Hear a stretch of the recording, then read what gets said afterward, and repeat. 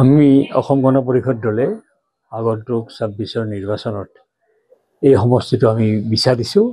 এই সমষ্টিটো নিশ্চিতভাৱে আমি আমাৰ দলত আমি জনাইছোঁ যে এই সমষ্টিটো আমাক দিব লাগে। এই সমষ্টিতে এবাৰ আমি নিৰ্বাচন খেলিম আৰু আমাৰ সকলো ফালৰ পৰা আমি নিৰ্বাচন খেলিবলৈ প্ৰস্তুত। সিদিনাখন আমি সাধাৰণ সভাত প্ৰস্তাৱ লৈছোঁ যে এই সমষ্টিটো আমাক দিব লাগে আৰু নিৰ্বাচনৰ কাৰণে আমি আগবাঢ়ি আছোঁ। বিগত নিৰ্বাচনত যদি চাওঁ, এই সমষ্টিটো আপোনালোকক এৰি দিয়া দিছিলে। এতিয়া যোৱা বছৰৰ এৰিয়াটোতো নিশ্চিত দিছিলেই, আমি অলপ ভোটত আমি হাৰিলোঁ।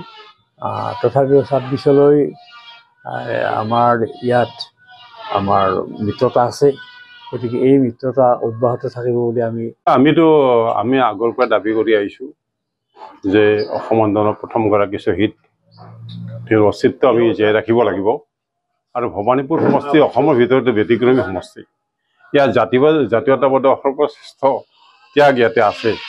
যিয়েই নহওক, আমি এই কথা আমি ক'বলৈ যে গণতান্ত্ৰিক প্ৰক্ৰিয়াত আমি এবাৰ দুবাৰ আমি অন্য দলকো আমি দিছোঁ, কিন্তু এইবাৰ আমাৰ অসম গণ পৰিষদ চিটটো লাগিব। অসম গণ পৰিষদ চিট লগা এই কথাৰ কাৰণ কি, আমি সাংগঠনিকভাৱে মজবুত। আপোনালোকে নিশ্চয় গম পাইছে, সিদিনা পঞ্চায়ত নিৰ্বাচন হ'ল, তাত মই জিলা পৰিষদৰ সদস্য নিৰ্বাচিত, গৰিষ্ঠ সংখ্যক ভোটত আমি সকলোৱে আমাক আদৰি লৈছে। এই সাংগঠনিক যিটো স্থিতি সেইটো অতি মজবুত। তাৰোপৰি আমি দিনে নিশাই গাঁও সভাকে ধৰি বুথ কমিটি বা আঞ্চলিক সমিতি আমি সক্ৰিয়ভাৱে এইবিলাক গঠন কৰিছোঁ। সাংগঠনিকভাৱে আমি অতি মজবুত। আমি সুন্দৰ প্ৰস্তুতি চলাইছোঁ। অসম গণ পৰিষদ ভাৰতীয় জনতা পাৰ্টীৰ মিত্ৰজোঁট আছে আৰু মিত্ৰজোঁটৰ প্ৰাৰ্থীগৰাকী বজালী সমষ্টিৰ পৰা আমি পৰৱৰ্তী ২৬ চৰকাৰত প্ৰতিনিধিত্ব কৰাৰ কাৰণে দুই এটা দলেই আপ্ৰাণ চেষ্টা চলাই থকা হৈছে আৰু অনাগত এই ২৬ৰ নিৰ্বাচনত অসম গণ পৰিষদ দলে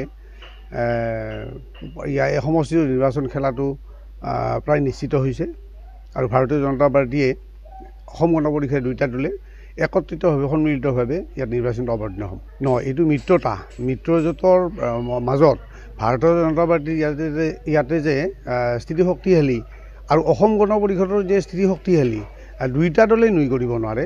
কাৰণ কিয়, আমি জিলা পৰিষদৰ ক্ষেত্ৰতে হওক বা আঞ্চলিক পঞ্চায়তৰ ক্ষেত্ৰতে হওক বা পঞ্চায়তৰ ক্ষেত্ৰতে হওক, আমিও ইয়াত কোনো গুণে কম নহয়।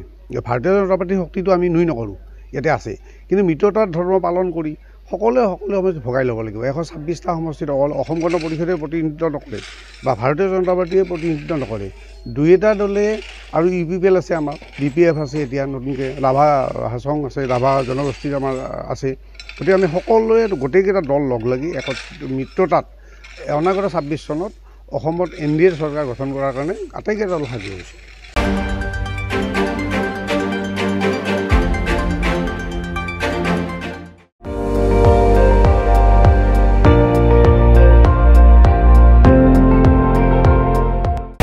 আপুনি চাই আছে ND24, সৰ্বশ্ৰেষ্ঠ নহয় সৰ্বোত্তমৰ দৌৰত।